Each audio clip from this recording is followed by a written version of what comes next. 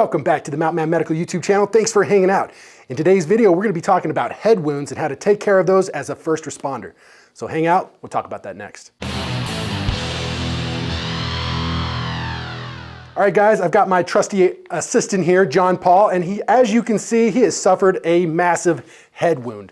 And this is something that you might encounter when you're out there trying to take care of people. One of the hard parts though, as a first responder or as a medic, there's not a lot that you can do for head trauma.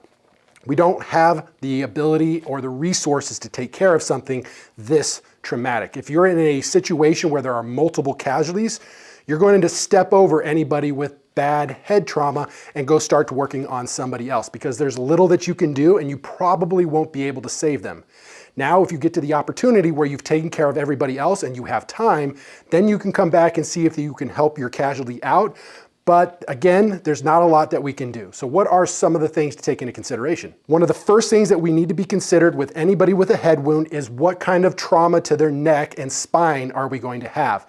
If they have a head wound, that's a good indication to us that they could also have a spinal injury.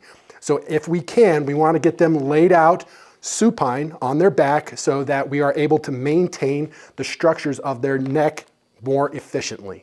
This is why it's also important never to pull someone out of a vehicle unless absolutely necessary. In the movies, you might see vehicles explode, and that's cool for the movies, but that doesn't generally happen in real life. It's possible, but very rare. One of the other more real possibilities is a car fire. Cars burn very, very well and they burn very hot.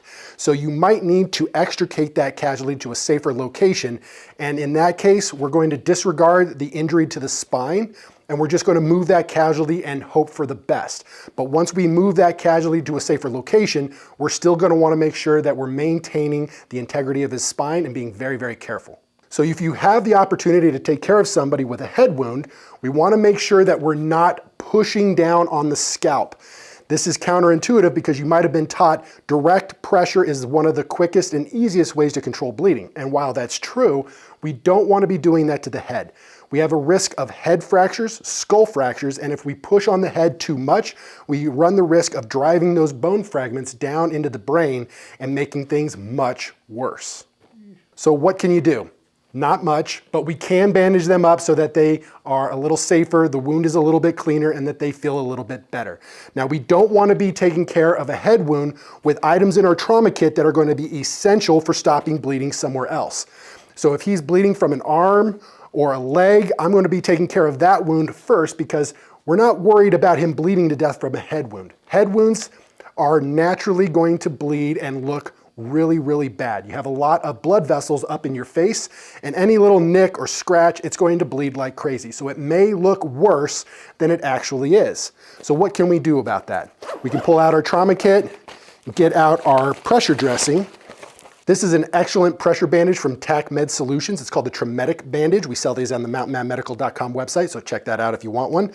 But what we're going to do is we're going to take this absorbent pad and we're going to place it over the wound nice and loosely. Again, we're not going to be pushing very hard because we just want to control the bleeding just a little bit and keep this wound nice and clean. We're going to try to avoid wrapping up the eyes. We want our casualty to be able to see and know what's going on if at all possible. If we need to, we can adjust and take care of the eye injuries if we've got one here, but that'll be for another video. We're just going to wrap this around and so it's nice and loose. And we're going to secure it, and that's about all that we can do as a first responder. We want to make sure that we're activating EMS first. That is the most important thing that we can do for our casualty because we need to get him to a hospital as quickly as possible. That's what's going to save his life. So get on 911, give him a call, give him your location, speak clearly and confidently, and get him the help that he needs. All right, guys, that's all I got for you. Thanks for hanging out and checking out this video on bandaging head wounds. Again, there's not a lot that we can do. We got to transport this casualty as fast as possible. So get on 911, get that call out there, and make sure that you're heading over to mountainmanmedical.com. Check out our Yellowstone and Wind River trauma kits. Be ready for whatever the mountain throws at you. I'll catch you guys in the next one.